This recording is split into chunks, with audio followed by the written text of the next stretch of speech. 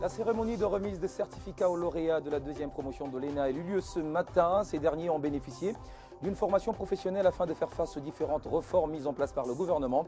Cette cérémonie a eu lieu en présence du Premier ministre, du ministre de la fonction publique et des partenaires. À l'hôpital du Cinquantenaire, les infirmiers et médecins congolais de l'hôpital ont mis fin à leur grève après une réunion d'urgence dirigée par le vice-premier ministre, ministre de l'Emploi. Une commission a été mise en place pour trouver des solutions aux revendications des infirmiers. Focus également dans ce journal sur la journée mondiale de la population. Notre invitée, Madame Diagne Keita, représentante de l'UNFPA en République démocratique du Congo, reprendra nos questions sur la thématique retenue cette année, investir dans les adolescentes. Et puis en sport, mandat d'arrêt international de la justice béninoise en l'encontre de Constant Omari, président de la Fédération congolaise de football association. La FIFA s'invite et menace les autorités béninoises à lever cette mesure en déant 5 jours au risque de s'exposer aux sanctions de la FIFA pour ingérence.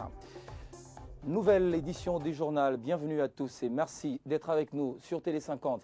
Matata Ponyo a présidé ce matin la cérémonie de remise des certificats aux lauréats de l'École nationale d'administration en présence du ministre de la fonction publique et des partenaires. Ces derniers ont bénéficié d'une formation professionnelle afin de faire face aux différentes réformes mises en place par le gouvernement congolais.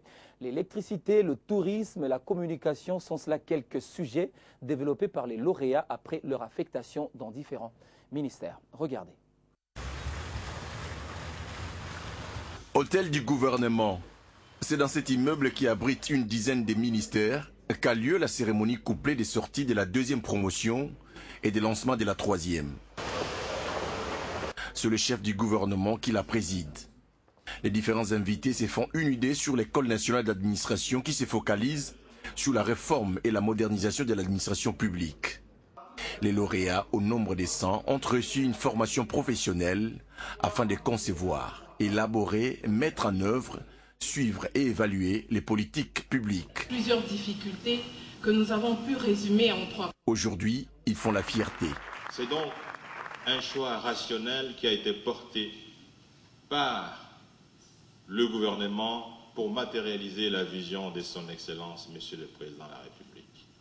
Il nous faut une administration compétente, il nous faut une administration compétitive, il nous faut une administration efficace pour espérer effectivement atteindre l'émergence, le développement. Des mains du Premier ministre et d'autres membres du gouvernement, ils ont reçu ces certificats. Après la formation à l'ENA, je suis disponible pour servir l'État avec intégrité, patriotisme et objectivité. Je n'ai qu'été recrutée par la force de mon intelligence et rien d'autre. Un moment fort, reconnaît ici le ministre de la fonction publique. Nous sommes très fiers et en même temps nous recevons les nouveaux 100 candidats qui vont constituer la troisième promotion. Cela montre tout simplement que le gouvernement est déterminé à rajeunir l'administration publique de notre pays pour que celle-ci joue son rôle de colonne vertébrale afin d'aider l'État et aider à atteindre la vision du chef de l'État qui est celle de l'émergence de la République démocratique du Congo à l'horizon 2030. Cette deuxième promotion baptisée Laurent Désiré Kabila était composée de 100 élèves admis au cours de la session finissante 2015-2016. 96 sont parvenus à la fin de leur scolarité. Et à la primature, le Premier ministre a accordé une audience aux membres de la Commission nationale des droits de l'homme. Le bon fonctionnement de cette commission était au centre des échanges entre Matata Ponyo et le bureau de cette institution d'appui à la démocratie qui plaide notamment pour un bâtiment qui va abriter ses services, mais aussi la révision à la hausse du nombre de ses membres. On écoute ici le président de cette commission au sortir de l'audience. Donc la Commission nationale des droits de l'homme est en train de traverser un moment difficile par rapport au bâtiment, parce que nous avons droit à un bâtiment de l'État, un bâtiment autonome qui va abriter les services de la CNDH. Et par rapport au fonctionnement, nous avons aussi une préoccupation que nous avons partagée avec les chefs du gouvernement par rapport avec le recrutement des membres de la CNDH. Jusque-là, les nombres prévus pour la CNDH, il y a des problèmes. Sur 210, nous n'avons que 33 personnes. Or, nous avons 26 provinces. Les 26 provinces, dans notre règlement intérieur, il faut au moins le minimum 4 personnes qui gère la province que nous appelons coordonnateur et coordonnateur adjoint. Comme vous le savez, la CNDH a dans son mandat les enquêtes. On ne peut pas faire les enquêtes à pied. Et il y a eu aussi un droit reconnu dans la loi et même dans les règlements intérieurs en rapport avec le frais d'installation. Là aussi, il fallait aborder ces points-là. Bien sûr, nous connaissons que le moment est dur, mais le droit reste un droit. Et le Premier ministre a bien noté et nos services techniques vont se rencontrer pour qu'on puisse dégager certains résultats attendus par la CNDH. Après 3 jours de grogne, les infirmiers et médecins congolais de l'hôpital du Cinquantenaire ont décidé de mettre fin à leur grève après une réunion d'urgence tenue par le vice-premier ministre de l'Emploi et du Travail, Willy Makiashi, qui a réuni les travailleurs et les gestionnaires, a appelé ces derniers à rétablir le climat de confiance. Par ailleurs, une commission a été mise en place pour trouver des solutions aux revendications des infirmiers et médecins qui réclament notamment la signature d'un contrat de travail. Fini la grève à l'hôpital du Cinquantenaire. Cette décision a été prise après plusieurs heures de discussions qui ont réuni autour d'une table le vice-premier ministre, ministre de l'Emploi, Travail et Prévoyance sociale, l'inspecteur général du travail, les infirmiers et médecins, ainsi que les gestionnaires de l'hôpital. Il y avait un conflit de travail, mais cette réunion a été de très grande importance. Les échanges ont été très fructueux. Nous sommes accordés qu'il y avait des failles du côté des travailleurs, il y avait aussi des failles du côté de l'employeur dans la compréhension de certains instruments légaux et réglementaires. Les grévistes se disent satisfaits de l'issue heureuse des discussions et espèrent que les solutions seront trouvées dans un bref délai. Ce qui nous satisfait aujourd'hui, c'est la mise en place qui a été décidée de la commission qui va devoir traiter des problèmes qui a fait à ce que ces mouvements soient déclenchés en commun accord avec l'administration de l'hôpital. Le vice-premier nous a rassurés et merci pour sa présence parce que sa présence quand même montre qu'il y a déjà un début de solution et nous y croyons fermement tout en étant vigilants bien sûr. Et de leur côté, les gestionnaires indiens s'engagent à une franche collaboration pour favoriser un climat de paix. Il a accepté de pouvoir suivre les codes de travail du pays ainsi que toutes les lois qui réglementent la législation congolaise. Le personnel congolais de cet établissement hospitalier revendique notamment la signature d'un contrat de travail et l'harmonisation de l'horaire de travail. Ils fustigent par ailleurs le licenciement abusif de leurs collègues. Inauguré le samedi 22 mars 2014 par le chef de l'État Joseph Kabila, l'hôpital du Cinquantenaire compte à ce jour près de 700 travailleurs, dont une grande majorité des Congolais. Il n'y a rien d'illégal ni de secret dans l'attribution de 3 titres forestiers de 650 000 hectares à la société Simofor et Fodeco en 2015. C'est l'essentiel de la réaction de l'ex-ministre de l'Environnement, Bienvenu Liota, au communiqué de l'ONG Greenpeace, qui accuse le gouvernement congolais d'avoir violé le moratoire sur l'attribution de nouveaux titres d'exploitation forestière. Bienvenu Liota, mise en cause par cette ONG pour le caractère secret de cette opération, a été devant les professionnels des médias ce mercredi à Kinshasa. Le gouvernement congolais, à travers la personne de monsieur l'ancien ministre Bienvenu Liota, a octroyé 3 concessions forestières de manière illégale et secrète. Mais pour l'ex-ministre de l'Environnement, Conservation de la Nature et Développement durable, la vérité a été tout simplement déformée. Il est important de faire un distinguo entre les nouvelles allocations forestières et la réattribution des concessions forestières qui ont été retournées à l'État congolais. D'après Bienvenu Liota, les 3 concessions attribuées ne sont pas concernées par le moratoire de 2002. J'affirme que les 3 concessions ont été bel et bien déclarées convertibles. En effet, il s'agit des concessions couvertes par les titres suivants, dont certains ont même été convertis en contrats de concession forestière. Lyotan Njoli balaye du revers de la main les accusations portées contre lui et contre le gouvernement sur le manque de transparence dans ces dossiers. Concernant l'accusation de la clandestinité des attributions de ces concessions, je rappelle qu'à la clôture du processus de conversion, un rapport général a été adressé au gouvernement avec la proposition de la réattribution de ces concessions. Le Premier ministre a marqué son accord de principe, ouvrant ainsi la voie à l'examen des demandes de concession. Curieusement, Robert Bopolo, l'actuel ministre de l'Environnement, Conservation de la Nature et Développement durable, parle de l'inexistence physique de ces contrats de cession de ces 3 titres forestiers. Il parle d'une tentative qui n'a pas réussi de la part de ses prédécesseurs. Qui dit finalement mieux? Dossier à suivre. Je l'annonçais en titre, notre invitée de ce soir, Madame Diéné Keïta, représentante de l'UNFPA en République démocratique du Congo. Avec elle, nous allons évidemment revenir sur la journée mondiale de la population célébrée lundi dernier, sous le thème « Investir dans les adolescentes », un thème d'autant plus interpellateur que les acteurs au développement sont appelés à consacrer leurs efforts à cette vulnérable catégorie de la population. Bienvenue Madame et merci d'avoir accepté notre invitation et de commenter l'actualité avec nous sur ce plateau. Merci. Alors première question, c'est dans quel contexte mondial qu'a été célébrée la journée mondiale de la population, sur fond de satisfaction ou bien sur fond des défis à relever? Les deux. Merci à Télé 50 de m'inviter. Je suis vraiment très honorée d'être sur ce plateau important. Nous célébrons cette semaine la journée mondiale de la population qui est exactement le 11 juillet. Pourquoi? Parce que nous avons plus de 7 milliards de population sur la planète, plus de 600 millions de jeunes et plus de 10 millions d'adolescents en RDC. Donc c'est un défi et en même temps une richesse et on doit s'assurer que leur avenir est bien pris en compte. Allez-y.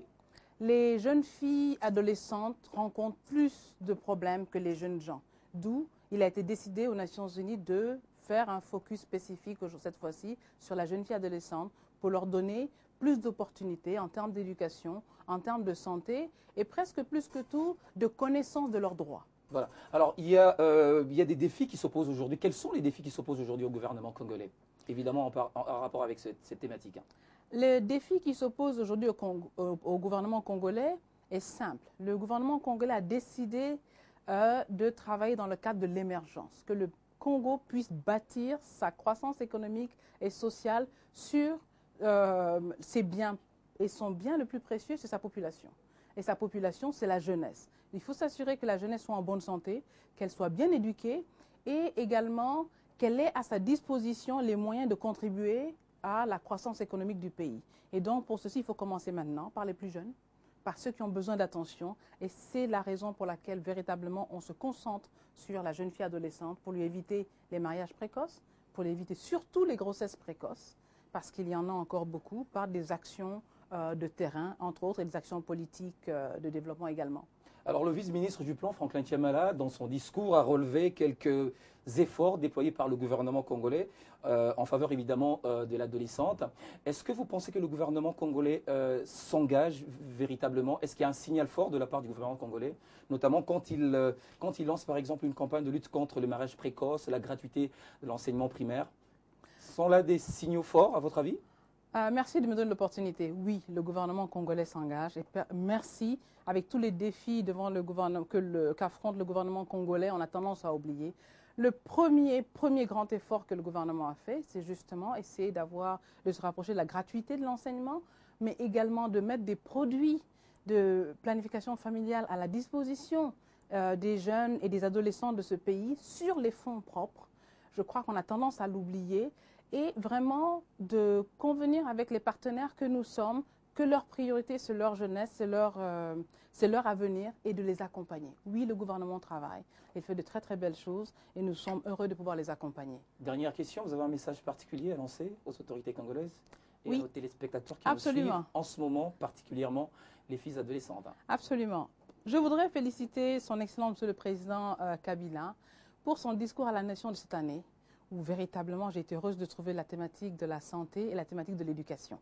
Et j'aimerais lui demander de continuer cette voie-là et de renforcer, et j'aimerais que dans son prochain discours, j'entende parler des jeunes filles adolescentes. et de ce que ce beau pays fait en leur faveur. Voilà, merci. Votre message est passé. Merci madame. Merci. Je rappelle que vous êtes la représentante de l'UNFPA en République démocratique du Congo. Merci d'avoir commenté l'actualité avec nous. Merci. Dans l'actualité également, le bureau de la 34e région militaire au Nord Kivu est parti en fumée dans la nuit de mardi à mercredi. Cet incendie est survenu suite à un court-circuit dans la salle des machines. Nous confirme le commandant de cette région militaire.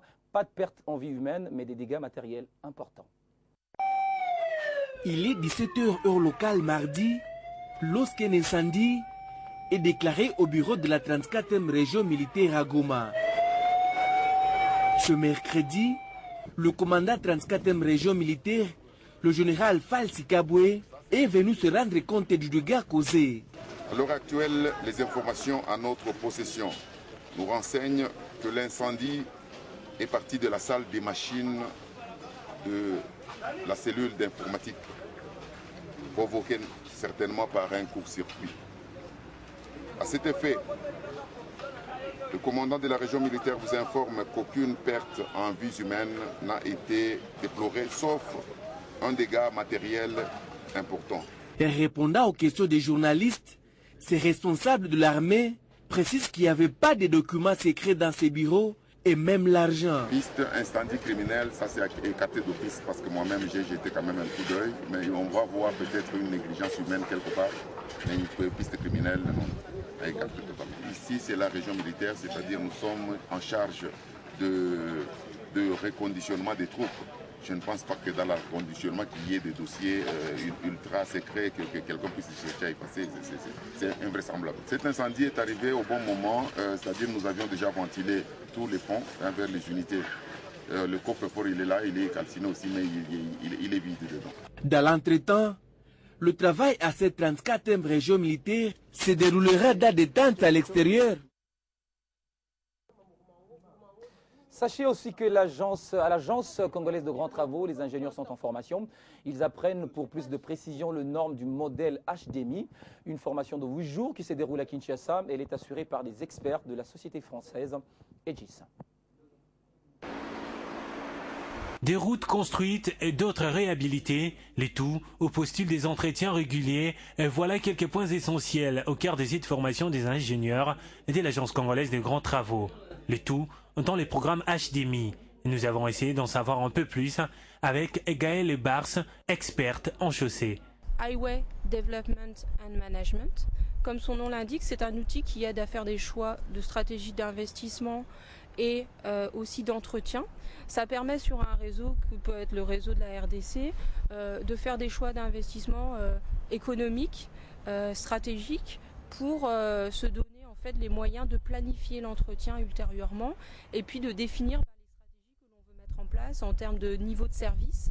Des renforcements des capacités à l'agence congolaise de grands travaux est une habitude et d'une importance capitale. C'est un plan qui essaie de partir de l'examen des opportunités qu'il y a dans notre pays, des opportunités qu'il y a pour le développement du secteur des infrastructures.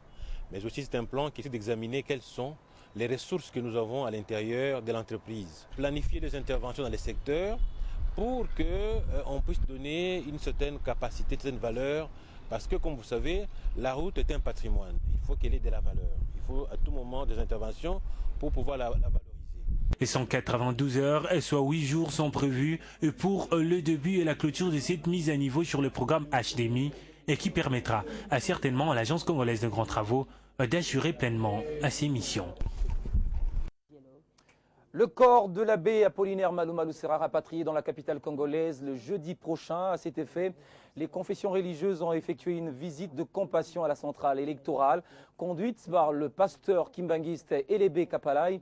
Cette délégation a aussi échangé avec le bureau de la CENI sur le programme des obsèques de l'ancien président de la CENI et les débuts des opérations d'enrôlement avant de signer le livre de condoléances. Ces hommes d'église, tous membres de la commission d'intégrité des médiations des conflits électoraux, sont venus à la CENI pour s'enquérir du programme des obsèques de l'abbé Apollinaire Malou Malou, l'ancien président de la CENI, et signer les registres des condoléances pour ainsi rendre hommage à celui qui a organisé les premières élections libres et démocratiques en RDC. Pour le pasteur Elébé Kapalai, le président de cette commission, l'abbé Apollinaire Malou Malou restera un grand homme de paix et de développement, libre d'esprit, et son œuvre va continuer pour des élections apaisées au pays. Nous avons porté l'abbé Malou Malou, nous continuons à porter l'actuelle équipe de la CENI et nous pensons qu'ensemble, on fera que la démocratie soit une fête, l'élection soit une fête et non un drame dans ce pays. Et ça, c'est le cri de Malou Malou. Selon les rapporteurs de la CENI, Jean-Pierre Kalamba, toutes les dispositions sont prises pour l'organisation des obsèques avec un chronogramme bien précis. À Kinshasa, demain jeudi soir, vers 17h, on fait veillée mortuaire et messe à la cathédrale Notre-Dame de Lingwala. Très tôt matin, les corps pourraient être amenés dans cette salle pour recueillement, donc le vendredi matin, jusqu'à 11h. Dès là, on se rendra au Palais du Peuple pour les obsèques officielles. Après Palais du Peuple, il y a veillée mortuaire au Palais. Et très tôt matin, samedi, on pourra, suivant les disponibilités des moyens, embarquer une partie des délégations pour s'amener à Beni. Beni, on fera la route vers Butembo, où le programme local sera aussi déroulé de telle façon que le lundi, M. l'abbé Apollinaire sera porté en terre. Toutefois, les rapporteurs de la CENI a tenu à préciser que ce programme pourra subir d'autres modifications et met en garde contre des spéculations inutiles. Actualité sportive, mandat d'arrêt international des autorités du Bénin à l'encontre du président de la Fédération congolaise de football, association Constant Omari. La Fédération internationale de football interpelle les autorités béninoises à lever cette mesure d'ici 5 jours et menace de prendre des sanctions à l'encontre de la fédération pour ingérence. C'est une affaire qui prend une toute autre tournure après avoir supervisé les dernières élections au sein de la Fédération béninoise de football, accompagné de son homologue ivoirien, Constant Omari, président de la Fédération congolaise de football association et membre du comité exécutif de la FIFA, et Sidi Diallo se sont par la suite retrouvés dans les collimateurs de la justice béninoise avec un mandat d'arrêt international lancé contre eux. Il leur est reproché la violation des textes, faux, usage, défaut et refus de collaborer avec la justice béninoise, des dispositions qui n'ont pas laissé indifférente la FECOFA, qui a réagi par les biais de son porte-parole. Le mandat d'arrêt international délivré par la justice béninoise à charge de son président, M. Constant Omari Selemani, a été délivré en violation des articles 14 et 19 des statuts de la FIFA. Et comme si cela ne suffisait pas, l'affaire s'est exportée jusqu'au plus haut sommet du football mondial, puisque la FIFA s'en est mêlée. Naturellement, l'instance suprême du football a pris la défense de ces deux délégués. Voilà ce qu'il faut comprendre de cette correspondance datant du 13 juillet adressée à la Fédération béninoise de football, lue ici par les porte-paroles de la FECOFA. Les associations membres de la FIFA doivent gérer leurs affaires de façon indépendante selon les articles 14 et 19 du statut de la FIFA. Nous avions également spécifié que toute décision de justice s'imposant unilatéralement à la Fédération béninoise de football serait considérée comme une interférence dans les affaires internes de la Fédération béninoise de football. Dans ces conditions, nous vous informons que si la décision de justice n'est pas levée d'ici lundi 18 juillet 2016, le cas sera soumis au bureau du Conseil de la FIFA afin qu'il prenne des décisions qu'il estimera appropriées. Notons par ailleurs qu'ils sont également sous le coup du mandat d'arrêt international les nouveaux membres du bureau de la Fédération béninoise de football, qui peinent d'ailleurs à prendre officiellement leurs fonctions à plus d'un mois après les élections. Prenons à présent la réaction du président de la Fédération congolaise de football association, actuellement en séjour à Zurich, en Suisse, qui dit être au courant de ce mandat qui n'a aucune influence sur ce mouvement. On l'écoute. Je suis libre comme de l'air. La preuve, c'est que je suis à Zurich. Quand ils ont lancé ce fameux mandat, j'étais à Paris. J'ai pris mon avion, je suis venu à Zurich parce que je devais assister à la réunion de la commission du développement. Comme je suis vice-président de cette commission, j'ai allègrement assisté à cette réunion. Elle s'est terminée. Demain, je prendrai mon avion de Zurich sur Paris. Et de Paris, je continuerai à Antalya pour aller répondre à l'invitation de Samuel Eto'o qui m'a invité parce qu'il organise un match de charité à Antalya en Turquie. Le 17, je reviendrai sur Paris et le 19, je serai à Kinshasa. Donc, pour nous, de la FIFA, ce mandat n'a pas de sens. Et d'ailleurs, comme je viens de vous le dire, nos collègues béninois venaient de nous informer qu'ils ont obtenu la surséance de ce document et qu'ils sont en procédure maintenant sur instruction du gouvernement de pouvoir retirer ce document-là. Donc, ce sont des excès de celle des magistrats à la recherche d'une notoriété internationale qui voulait... Bon, écoutez, qu'est-ce que vous voulez? D'abord, tout ce que je peux dire, je suis libre de tout mouvement, ça fait un, deux, rassurer que la famille ne puisse pas s'émouvoir, il n'y a absolument rien, Comme je l'ai dit, c'était les excès des ailes d'un jeune magistrat. Voilà, c'était l'essentiel de l'actualité, je vous en rappelle les principaux titres. La cérémonie de remise des certificats aux lauréats de la deuxième promotion de l'ENA a eu lieu ce matin.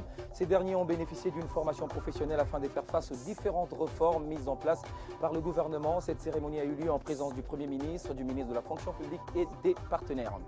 Les infirmiers et médecins de l'hôpital du Cinquantenaire ont mis fin à leur grève après une réunion d'urgence.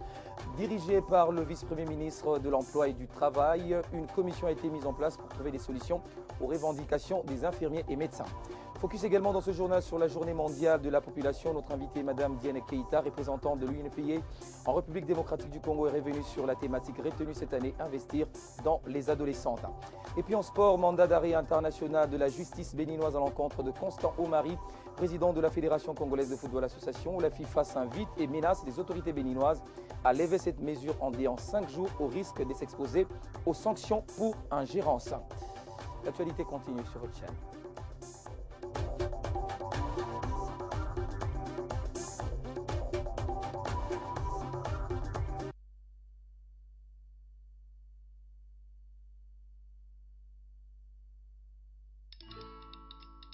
Dans la vie, nous avons tous des rêves, objectifs et aspirations. Vos projets d'avenir ainsi que ceux qui vous sont chers dépendent des choix que vous effectuez aujourd'hui. C'est pourquoi la Raobank a créé Renaissance, le nouveau compte d'épargne qui vous propose un meilleur taux rémunérateur à court et à moyen terme. Ainsi, vous pourrez suivre l'évolution des intérêts générés par votre épargne et assurer un avenir meilleur à vos projets les plus chers. Raobank is my bank.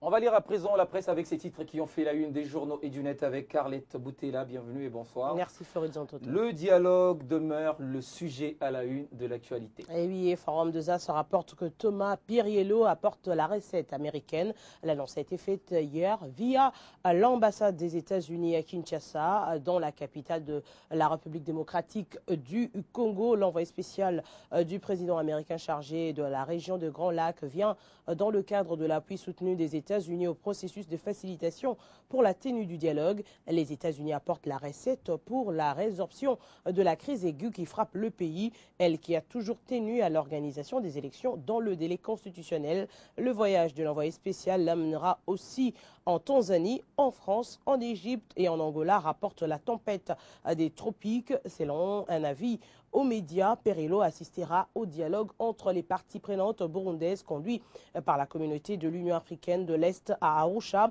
Et la caricature de la prospérité l'illustre très bien. En hélico, les États-Unis lancent Thomas Piriello en disant « Voici la région des Grands Lacs » et lui qui réplique « J'ai une grande mission ». Voilà, massacre des Noirs aux USA. Les Africains dénoncent la complaisance des autorités américaines. Et oui, c'est trop la problématique des massacres des Noirs au pays de l'oncle Sam pousse les Africains à réagir. La prospérité note que le taux des assassinats ne fait que s'accroître et surtout pendant les mandats de Barack Obama, qui est pourtant le premier président noir aux États-Unis Un constat amer depuis qu'Omwepu Kenyatta, député national et homme politique de surcroît en République démocratique du Congo, pour le secrétaire général du Parti Avenir du Congo, ACO, note le journal. Jusqu'à ce jour, le massacre de Noirs continue à prendre de l'ampleur aux États-Unis, pays qui ne cesse de vanter le respect de la démocratie sur son sol. Le plus choquant, c'est que jamais l'on a tué les Blancs, les Jaunes et autres. Seuls les Noirs sont visés. Aussi, le mutisme observé auprès des ONG de droits de l'homme nous pousse à dire que ce sont des actes que les autorités américaines tolèrent. La paille dans l'œil du voisin, c'est ce que fait les États-Unis, s'ingérer dans les affaires internes des pays africains et imposer des sanctions non fondées contre les autorités d'un pays démocratique comme la République démocratique du Congo. Et le pire, constate l'élu de l'ex-province du Katanga, Obama reconnaît que les États-Unis ont vécu trop de fois des tragédies comme celle-ci, ce qui veut dire que l'État ne remplit pas sa mission de protéger son peuple, ce qui nous amène à conclure avec cette citation: à chaque peuple son histoire et à chaque nation ses problèmes. Fin de citation. Alors on va prendre le dernier titre. Oui. Sportif, Gaël Kakuta rejoint l'effectif des Léopards. Et l'avenir s'exprime au conditionnel. Il aurait enfin fait un choix par rapport à son avenir international.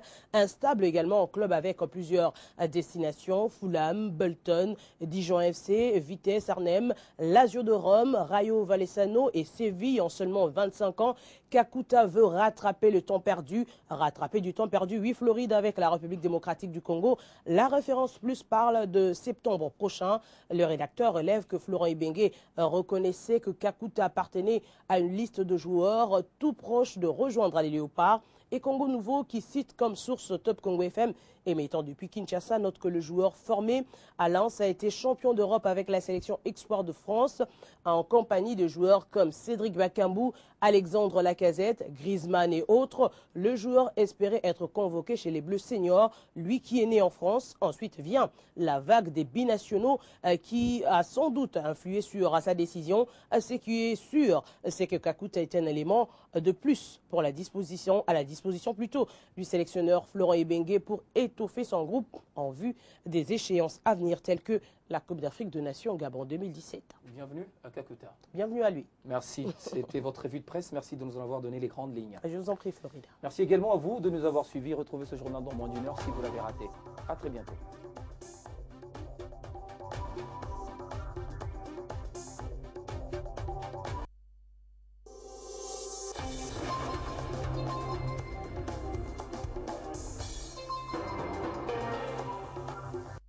Ce programme vous a été offert par Orange.